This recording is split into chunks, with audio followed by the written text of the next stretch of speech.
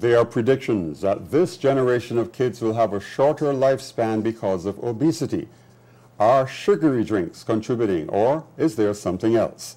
We'll be discussing that in this program of Brooklyn 45, as well as teen bullying. That too is becoming a raging epidemic.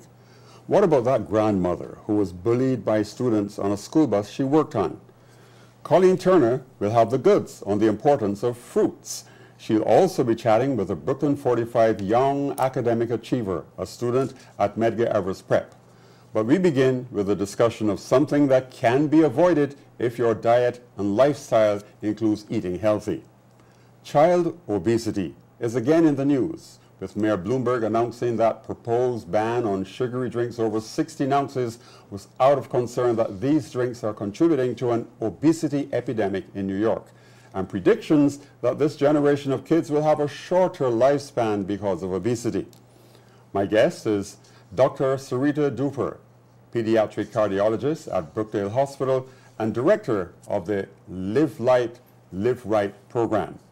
And also joining me in this discussion is Brooklyn 45 Sharon Rose, who is a health professional. Let me begin with this very current controversial topic. Are sugary drinks contributing to obesity? Very, very important question, Professor, and concerning.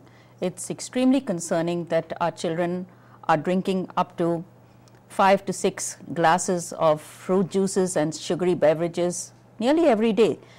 The issue is here that they don't realize how much they're drinking and how much each glass of this sugar-sweetened beverage actually contains, how many calories it contains.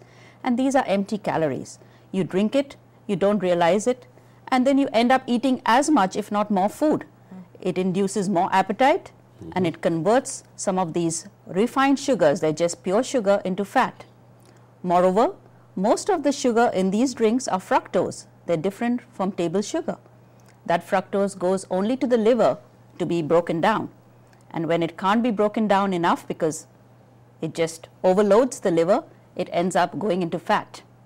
And that's a problem. How do you get this message to kids and to parents?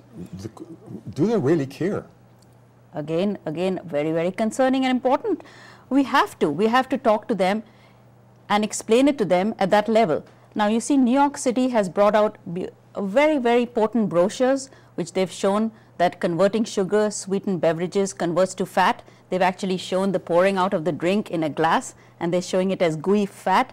And when you explain this concept, which I just told you about, like converting sugar to fat in the liver, when you explain that to them, they actually look at it and they say, wow.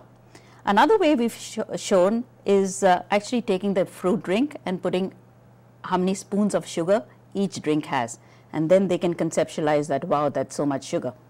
So slowly, visual effects and explaining to them at their level in the way children understand can make a slight difference over time. That's correct, Dr. Dhuper, because I believe one of those brochures show glasses of soda, and one glass, 18 teaspoons of sugar is in one glass of soda. Absolutely. Compared to anything else. So that is the visual effects you're talking about. And I think when the parents see that, they get concerned even more, and then they make the change that they won't, they'll make sure they supervise their kids more and not bring those drinks at home. Because I tell you, even the parents are drinking a lot of this. It's not just the children. Well, they've been doing this for a while. I know. I used to do that. I know, but not so much. You're correct, not so much. Not so much. We're living longer. Yeah. And the reports, the statistics say that these kids are going to live shorter because of the amount of soft drinks they're drinking. Is this really true? And two, do they really care? Do you think they really care? It's not just because of the soft drinks they're drinking that they're going to be living shorter lifespans, but it's a major contributor to obesity. Okay. And along with obesity, especially when you showing childhood obesity starting as early as 4 and 5 years of age, they are acting like adults at this age. So they're getting high blood pressure, they're getting diabetes, they're getting cholesterol. So all that aging process is just gone back decades earlier. So whatever heart disease and type 2 diabetes we were seeing in the 40s, we are seeing now in the 15 and 20 age range. So obviously we are predicting that the lifespan will be much shorter because these diseases have their own lifespan. Okay. Dr. Dhuper, I have one question for you. Does it make a difference if the sugar in the soft drink is actual simple sugar like sucrose, regular cane sugar, or fructose? Is there a difference in the way the body metabolizes it? Absolutely there is, because most of the sweet drinks, sugar sweetened sweet drinks have all got fructose base. So that's why they come from a fruit flavor. Even our pure, I'm glad you asked that, because even our pure juices, say orange juice and cranberry juice, which people think are very healthy, they're only healthy in small amounts. So you can compare them to a fruit. Maybe half a cup of juice is comparable to a fruit, but they drink much, much more than that. So then that also becomes a very concentrated effect on the heart and on the liver. Okay. What are the benefits of drinking water rather than my juice? Favorite topic. Absolutely. It shouldn't be instead, it should be actually only water and very rarely something else. Really? Absolutely. Every day the kids should be drinking mostly about 8 cups of water a day. Occasionally they should be drinking juices only for pleasure. They don't need anything like that. A fruit is much better. The actual fruit with the pulp, with the fiber, is much better than juices. There's no reason that we need these juices. Milk is the next alternative. You know, low-fat milk is the next alternative for their bones and their health. And water should be freely available to these kids. I believe no schools have, you know, at least most schools do not have free access to water, like water fountains all over the place, or availability of cups to drink from the water fountains. Water bottles which they can just buy cheap. I mean, they cost as much money, so the child thinks, if I'm going to spend money on water, why not I get a drink? They don't feel like spending money on water. This is personal. Yeah. I eat about 40 blueberries every day, Right. about 20 grapes, and a lot of fruit. Right. Maybe 2 bananas. Am I eating too much fruit? It depends. Every individual is different. You know, your body metabolism, your energy level, how much you're burning, and how much you're eating at one setting. I'm eating most of it in one setting. It'll be a good idea to distribute your fruit throughout the day. You don't want to have 2 bananas and the blueberries and the grapes all together, because that's again a lot of natural sugar, but the body can't metabolize so much at one go. But have 1 banana in the morning, 1 in the evening, then break it up, you'll be fine. So I have to change my behavior, behavioral habits. Not all together. What message do you have for parents in their leading their children to changing their behaviors, their eating habits? Parents need to be good role models.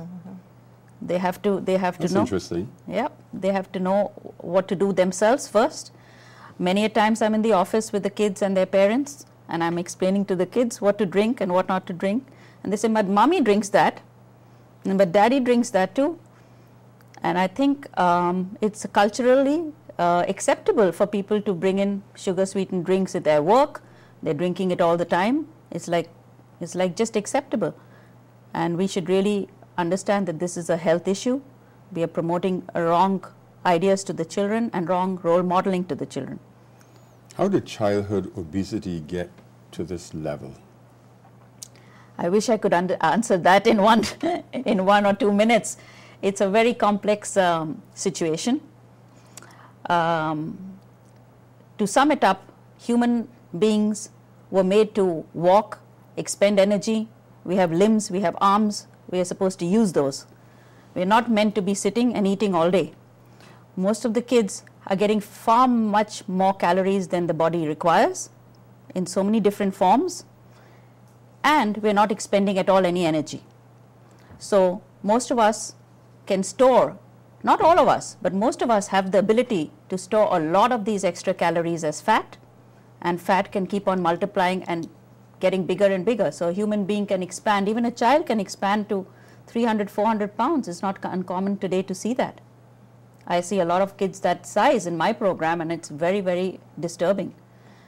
So it's very complex, but in just a nutshell.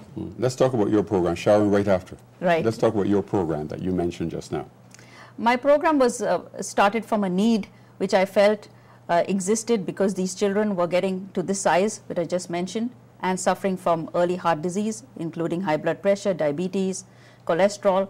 So the program was started to increase awareness, do a complete medical evaluations on these, and give them resources. Not only make them understand what is important, how to eat, but also give them resources to go out and exercise and have fun. Mm-hmm.